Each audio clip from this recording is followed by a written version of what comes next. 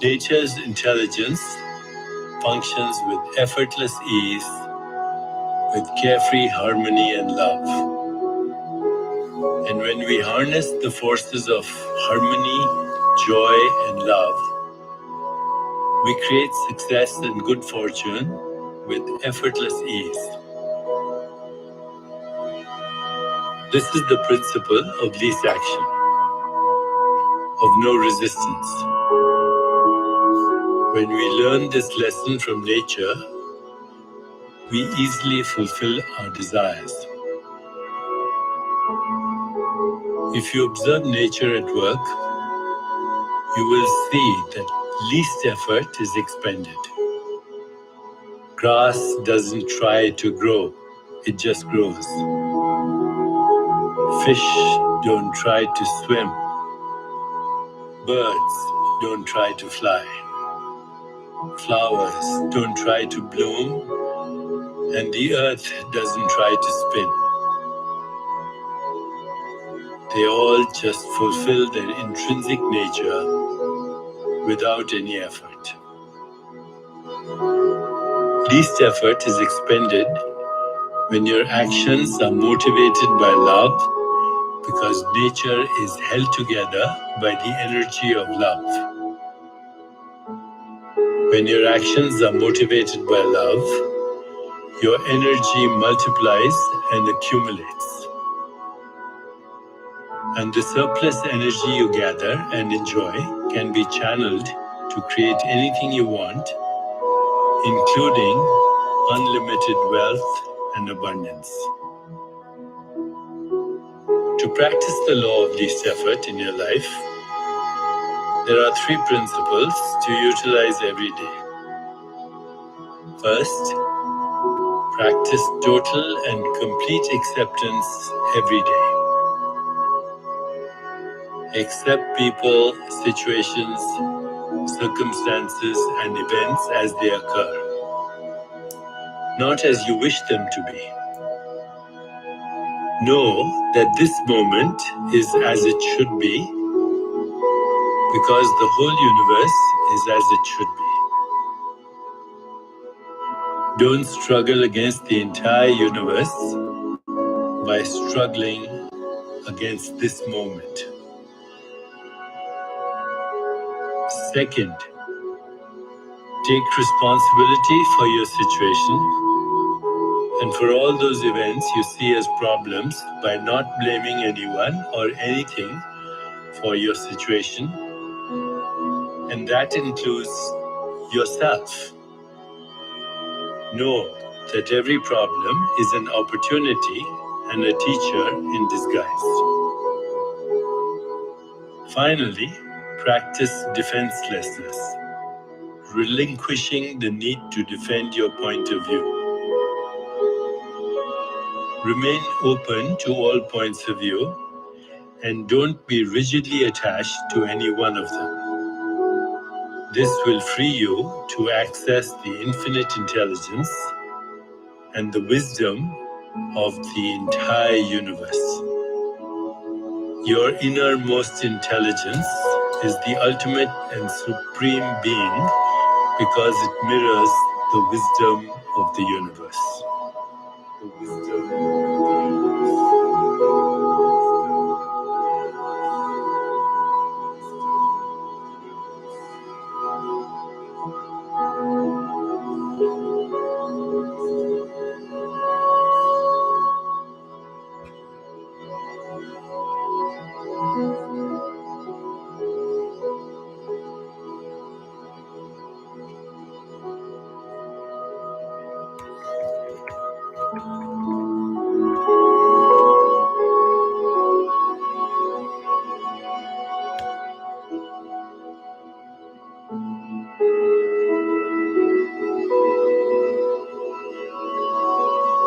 the body are working together, when your thoughts and feelings are aligned to a destiny. Now, thoughts are the language of the brain, and feelings are the language of the body. And how you think and how you feel creates a state of being. You with me? So would you agree then, if you thought an insecure thought, that in a matter of seconds you would begin to feel insecure? Yes? And the moment you begin to feel insecure, isn't it going to drive more insecure thoughts? Which is going to cause you to feel more insecure, and then you're going to think more insecure thoughts, then you're going to feel more insecure.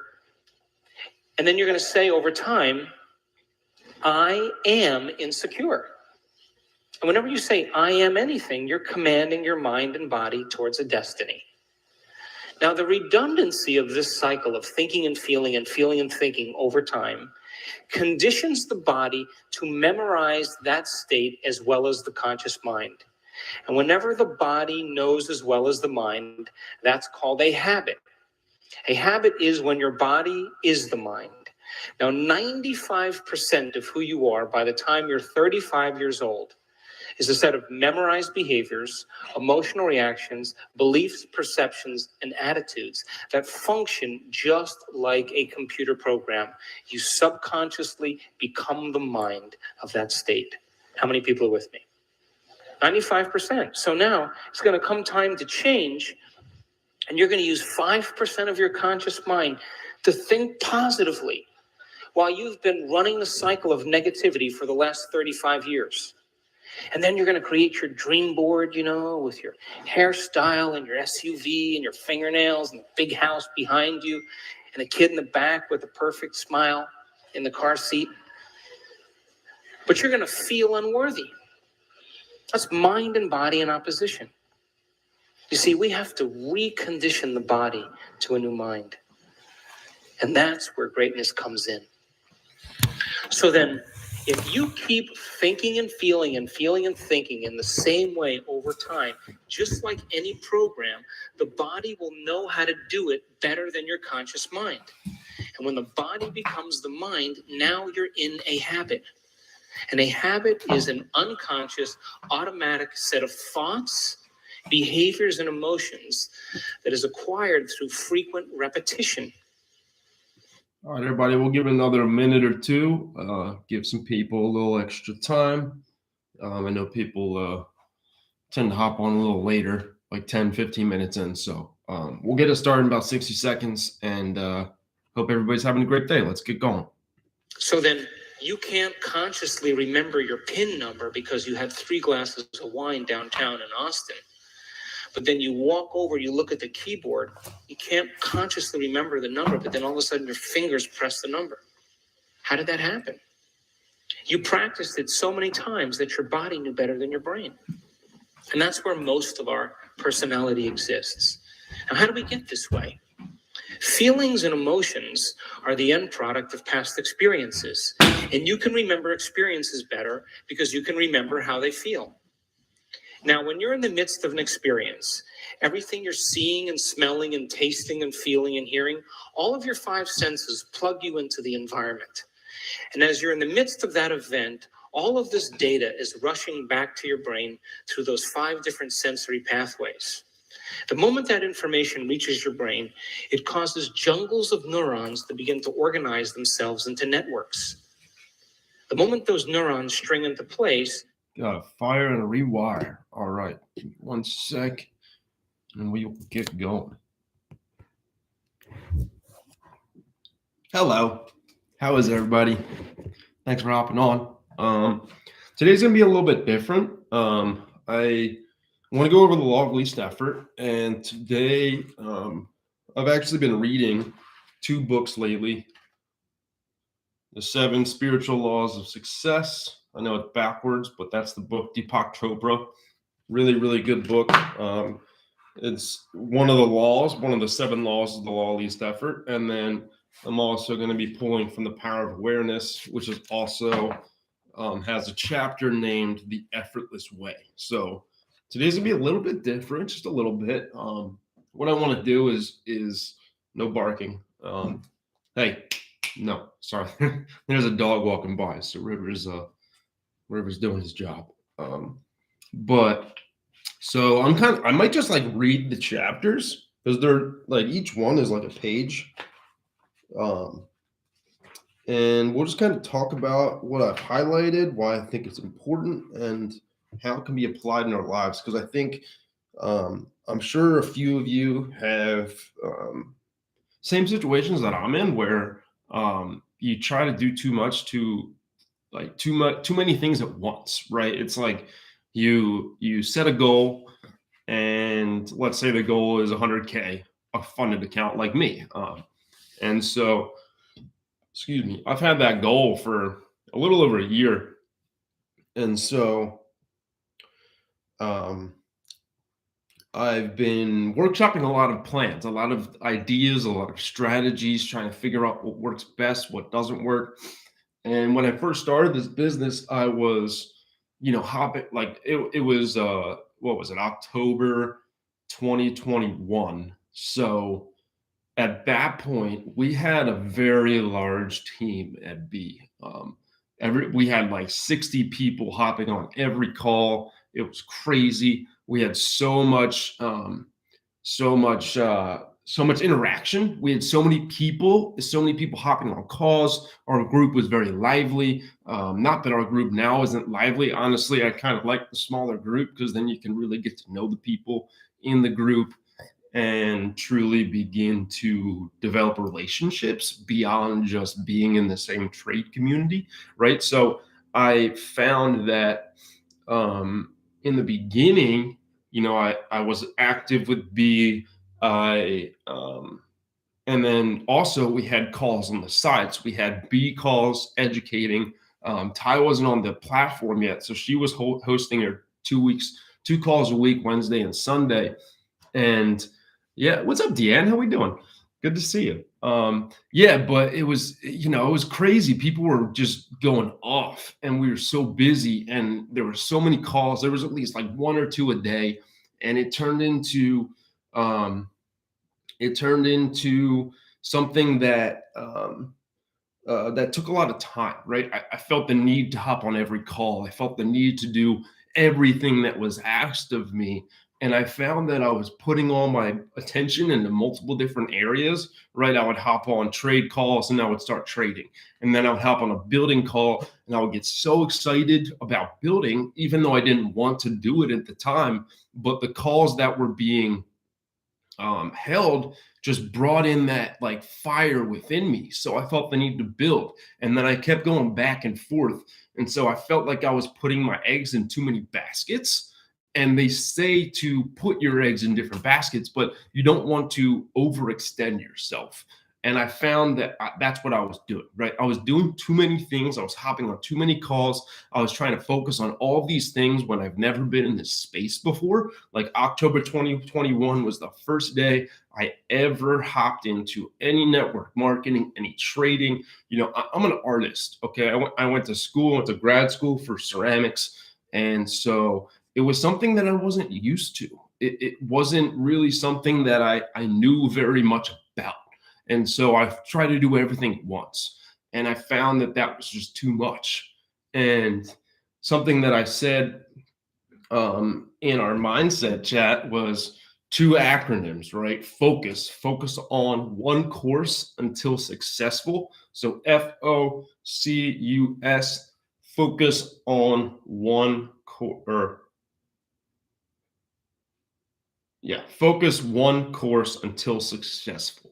And then there's another one, which was KISS, and that is keep it simple, stupid. And it's that thing, like just saying that kind of makes me chuckle. Hey guys, thanks for hopping on. What's up, Ty? What's up, Deanne? What's up, Gogo? What's up, Kenny?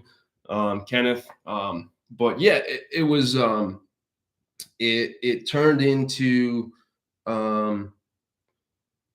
I was doing too much, right? So I started listening to, Mornings with Nano, and I was listening to many different mentors. Like I was listening to Jim Rohn, I was listening to Kevin Trudeau's Your Wish is Your Command.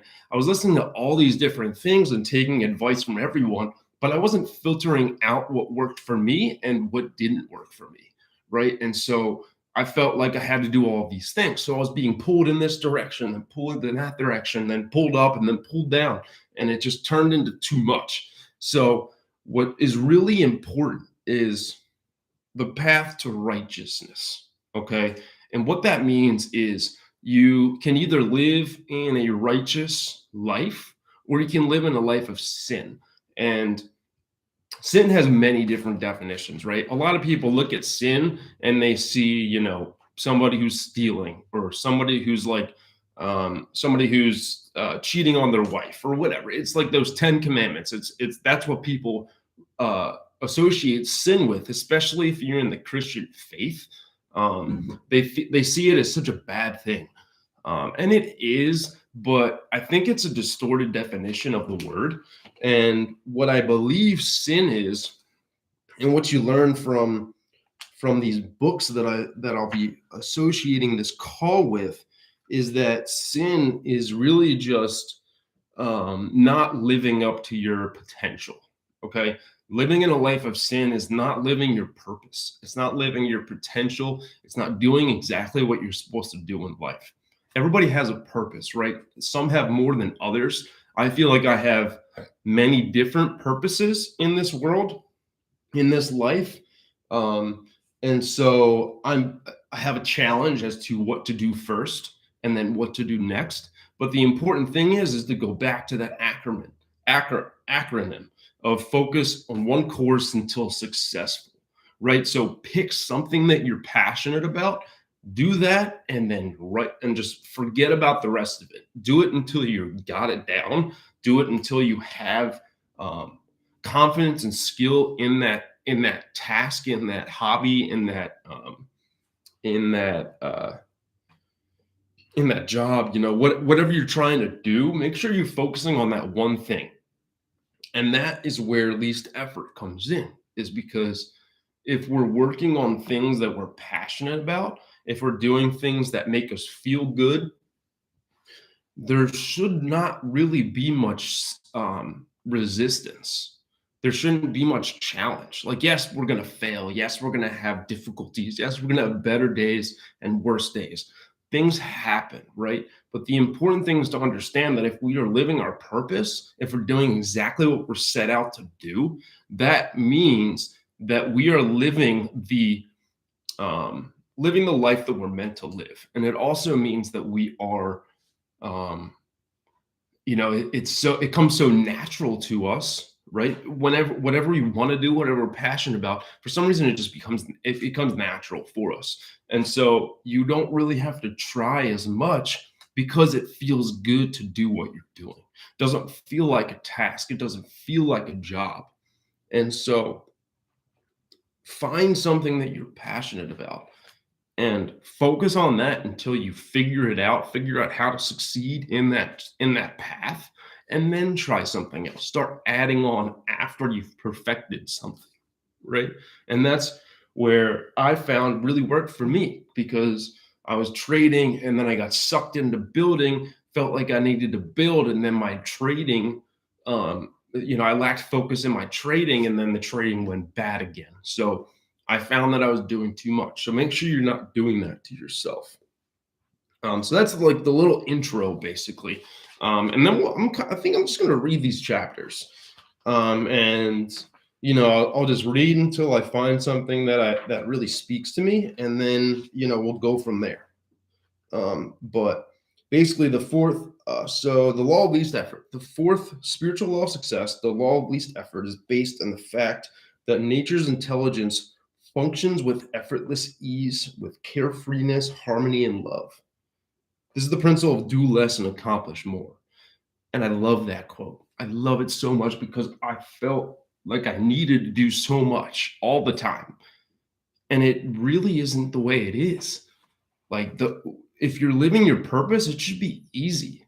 It should feel like nothing. It should be so simple that you can make money, be successful, be happy, and literally not work yourself to the bone. And that's where it comes in, where like in this environment that we live in this culture, it's this like grind. Like, people will work like from age 22 to 65, retire, and then not know how to live a real life. So they don't actually retire. They find themselves needing to go back to work, to continue to work. And then they just work themselves into an early grave. It's crazy. And that's what we're set up to do in this world, especially in this country. We're set up to think that we need to work until we die. But that's not how it is. That is not least effort. Those people that do that thing, that work that much, that work those 40 hours a week, that work those 60 hours a week. Like I was working 3 jobs in Montana, working 65 hours a week, and then also doing a free job firing, kiln, and splitting wood, like at least 5 hours a week. And then some weeks it was like I'd be out there for 16 hours a day. Like that's the grind. But the grind is like something that people are proud of. But I don't think that that is the right connotation to it, because we are bred to think that the grind makes you a man or makes you strong, right? Makes you a strong, powerful woman. Makes you more than you are. We're taught to feel like the person that works the hardest is the GOAT, right? It's the one that is the best. And that is the case in a lot of things. But the reality is that we don't actually need to put that much effort in. We really don't. And I found that when I stopped putting so much stress on the work that I needed to put in, I found myself being more successful, because I found I was putting out a huge schedule, doing all these things, putting all these things, all these tasks, all these goals. And I was doing all these things, but all my eggs were all over the place, right? There was no path. There was no neural focus. There was no brain pathway that took me from point A to point B. It was point A, and then point B is over here, but then I'm going over there to stop and start trading. And then I'm going over here and I'm starting to build. And then I'm trying to go over here and start a new job. And I'm trying to find new tasks and new things to do, new ways to make money. And yes, it's really important to find new ways to make money, but figure out what your sweet spot is, because it's so easy for us to try and do too much. And we feel like we're getting a lot done, but there's no outcome. There's no positive outcome. There's no goals being reached because we're trying too much. And so do less and accomplish more. Key. I did it I was doing too much for 5, 6, 7 months. And I figured out that it was just too much. I was doing too much. I was focusing on too many things. So don't let that happen to you. And really what I would challenge you to do is to evaluate what you're doing in your daily life. Set up a time, 20 minutes, 10 minutes, 5 minutes. Just do a journal entry and figure out what is important to you. Figure out what your passion is. And figure out if the things that you're doing is leading you towards that. If you have hobbies, for me, my goal has been to be a fully funded 6-figure trader, right? But when I was in Montana, I was also still making pottery. Okay. And I found that, yes, pottery is that's my passion. That's what I want to do. This is the reason why I trade, is to make money so that I don't have to work, so I can start a studio and so that I could fire kiln all the time. But I figured out that in this point in life, in this time, ceramics was a distraction. It was hindering my ability to grow in trading because I was spending so much time at the studio. For me, I have a one-track mind. As soon as I start doing something, it's like I'm in, and then I'm just going crazy in it until the next firing, until the next goal is hit, right? So if I'm in the studio, at least 4 hours a day. Some days are 12 hours a day. Some days I live in the studio, right? But I was focusing so much in the studio that it was hindering my ability to grow my trading. And so the thing that I was actually trying to do is trade to make money so that I can get back to art, right? But I had to sacrifice. I was doing too much. I was not exercising the law of least effort.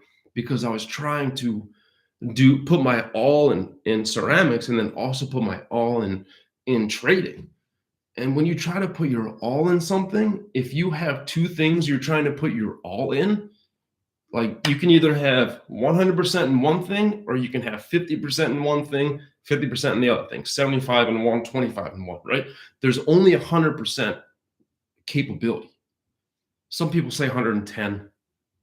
Okay, but you get my point, is that it's important for us to realize that if we have a goal that's difficult, like a fully funded trading account, like starting a business, like getting getting a sapphire or diamond and B, right? If you're trying to start a business and make money, right, you're not going to be able to do, try and trade and become a fully funded trader while also trying to start a business at the same time and expect both of them to happen as quickly as possible, right? It's going to hinder your ability to finish either one. And so the length of time that it takes for you to actually accomplish those goals is it extends way too much. And so understanding that least effort is really, really important. And the best way to see least effort is to convene with nature. And a really good quote is, grass doesn't try to grow, it just grows. Fish don't try to swim, they just swim. These things in nature, like trees, just grow. Soil is just there. It's got nutrients. It's just living, right? A worm doesn't try and find food. It just knows. It just does, right? It doesn't think. It doesn't overthink. Us as humans have this, I call it a weakness to overthink, to a weakness for having too many emotions, a weakness for allowing yourself to lose confidence simply because of these fabricated thoughts that you have in your mind that aren't reality. It's actually just you making up stories in your head and then believing them so much because you're so focused on them. And so we try to do too much, not only in our physical reality, but in our mind. We try to focus on too many things. We try to focus on the fact that we did this and it didn't work out. Our past is this, right? If I failed in my past, it can come in my present and ruin my day simply because of something that happened years ago. And that's not being, right? That's not being like nature. That's not using the law of least effort. You're doing too much. You're focusing on things that don't matter. And so understand that it's important for us to convene with nature and understand that the best way for us to be present, the best way for us to experience the law of least effort and apply it, is to be present, is to feel the environment that you're in. And that's something that people who are blind are really good at, right? So when you lose a sense, like sight, like hearing, like anything like that, your other senses are heightened, right? And so, and our senses are used with effortless ease. We don't try to see, we just see. We don't try to hear, we just hear. But it's crazy to think that people who lose their sense of sight can actually see more than people that have their eyes. I know that doesn't make any sense right now, but I will explain that. Basically, so think about it this way. Somebody is blind, right? And they are in the woods, right? And they're walking towards a stream, and the person who can see the stream, he can hear the stream. But the fact that his mind and his all of his senses are so focused on the stream, right? Because our sense of sight, if we have sight, it's a dominating sense. And so if he's looking at the stream, he's so focused on the stream that he doesn't hear the bear behind him about 50 to 100 yards. But his buddy who's blind, he can hear the stream, but because his sight isn't focused so much on the stream, he can also hear that bear behind him. And so he's using that sense of hearing, that sense of sound, to feel, to see. And that is that is the most effortless ease that you could possibly get, that you could possibly see beyond nature, because nature is the epitome of effortless living. But basically, that's something that is just an example of how humans can use effortless ease in just normal situations, right? Because when we're meditating, when our eyes are closed, when we take away our sense of sight, we can feel our body more. We can become more central, more present. We can just be. Because we close our eyes, we lose the sense of sight, and then we aren't limited to the environment that we're in, right? Because the sense of sight immediately brings your mind into the physical space that you're in. But when you close your eyes, you're able to imagine. You're able to create stories. And that's where meditation is really powerful, because when we manifest our desires, anything that we desire, the goals that we have, they aren't in our present physical space. It's not in our physical reality. It's in our mind, right? It's something that we're creating spiritually before it becomes physical. And so that's why we close our eyes when we meditate, because if we're doing visualization meditations, or if we're trying to manifest our goals, or if we have a mantra that is like, I'm a fully funded trader, I'm a fully funded trader, I'm a fully funded trader. If I have my eyes open, it's a lot easier for me to be focused on my external impressions of the immediate present. But if I close my eyes, I can focus my attention subjectively and therefore create an environment simply through my mind and manifest that reality before it becomes physical. And I hope that makes sense the way I said that. But that's why it's important for us to close our eyes when we're meditating. It's important for us to understand that losing our sense of sight creates our senses to be heightened. It raises our vibration because we become more aware as to feeling, as opposed to sight, as opposed to hearing even. We begin to feel more, and that's really, really helpful when it comes to manifesting our desires. The worst thing that you can do is to give into the ego, because the ego does not know what least effort is. Okay, because an ego is going to make you go buy that car. It's going to make you dress up really, really clean, get that really designer clothes, right? And so attention to the whims of the ego consumes the greatest amount of energy, because you're overthinking constantly what other people are thinking, what other people are saying, how they think about you, whether you look good, whether you don't look good, right? It's not anything to do with reality. It's all superficial attention.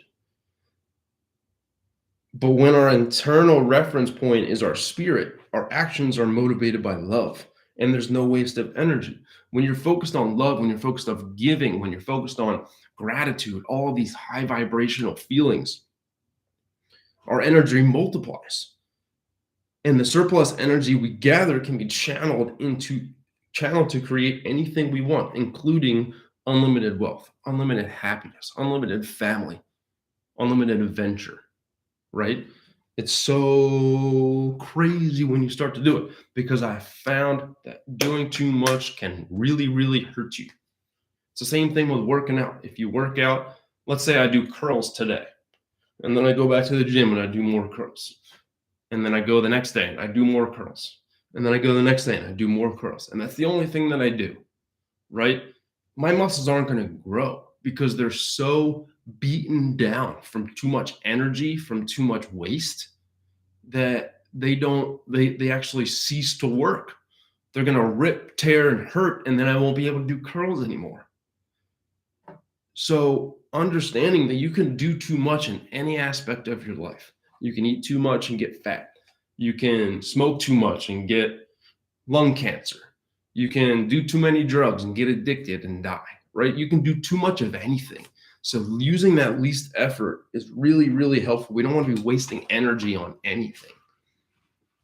The first thing is to accept people, situations, and events as they are, not as you wish they were in this moment. We need to accept things the way that they are, right? Things don't happen to us, they happen for us, even if they're bad. Like maybe you get into an accident, right? But you get into a little fender bender, and that stops you from getting 3 lights ahead where a drunk driver ran the red light and could have killed you, right? There's a reason for everything, and we don't always understand what it is in the moment. Even if it's bad, it is good. There's always good in everything. There's always a reason for everything, whether it's a lesson, whether it's hindering our further turmoil, right? Whatever it is, but there's always a purpose for everything. And so it's really important for us to understand that we just need to accept everything as it is. Don't try and change it. You can only try and change the things you can change. If it's out of your control, then it's not worth your time. Okay, and it's really that simple, to be honest. The day you fully realize the power of assumption, you discover that it works in complete conformity with this principle, the principle of effortless way. It works by means of attention minus effort. Attention minus effort. And that was something that I talked about. I posted in the mindset chat today, where the best time to do this, the effortless way, is to, as soon as you wake up a little bit early, and then just lay in bed and control your thoughts. Because in that moment, upon waking up, you're kind of in that sleepy state, that alpha wave state, where you can begin to create images in your head of things that haven't actually become reality yet. Like I did that yesterday morning, where I woke up at 4:44, and then I went into this trance for like 4 hours of just thinking about all the places I'm going to adventure to, all the people I'm going to meet, all the hikes I'm going to go on, all the waves I'm going to surf, all the mountains I'm going to snowboard, all these amazing, ridiculous nature spots that I've been dreaming about for years. But I started manifesting myself in those situations simply by laying on my bed, breathing deeply, and just thinking and manifesting. And that is where the effortless way truly becomes to transition into a physical counterpart, actually become reality into your physical space, is when you take time to meditate, when you take time in the morning and before you go to bed to think about all of those things that you desire and accept them as true, as now, as already yours. It's so helpful. It really is. The future becomes the present when you imagine that you already are what you will be when your assumption is fulfilled. Right? Everything that has happened in your life was first a thought. And the weird part is that, when things actually happen to us, we don't think about the thought that caused it. We think about the event that was the result of the thought. And so we forget that everything that happens was generated originally from a thought. So be more aware as to what happens to you. Be more aware of your thoughts, because it's really helpful to be aware of those things, because then you start to see more things that you didn't already see before, right? Like if I have something that happens to me, like maybe I fall down the steps, right? Obviously that's not reality, but let's say I fall down the steps and then I think about what I was thinking about before I fell down the steps. And maybe that was some sort of emotional pain. And then I realized, like, oh, I was thinking about pain. And then I fell down the steps and I felt pain. And it's like, I mean, obviously that's so simple and probably not what's going to happen to you, but it's just an example as to the simplicity of it all, right? It all generates through thought and then becomes thought. What is it? Thought becomes emotion, emotion becomes action, and action produces results. It's the tier mindset. Thoughts become emotions, emotion becomes action, action becomes results. And so be more present, understand that the effortless way is really just feeling good, focusing on your goals and assuming the feeling of the wish fulfilled as if it was already yours. Because creation is finished. What you desire already exists. You just need to create it. It's not the world that changes, but it's your assumption of the world that changes. So focus on your assumptions. Focus on your goals. Focus on how you can manifest your goals through positive vibrational thoughts surrounding that initial goal. Okay, so follow this law, the law of least effort. A third way to put the law of least effort into action is to practice defenselessness. This means relinquishing the need to convince others of your point of view. By doing this, you gain access to a more enormous amounts of energy that have been previously wasted. We can't control the way others think.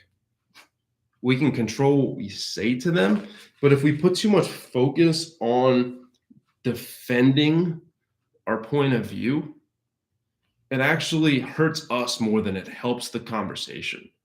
We end up feeling restless. We end up feeling angry, end up feeling like a little, just kind of bad, right? So make sure you're not trying to be too defensive. Okay. Last thing.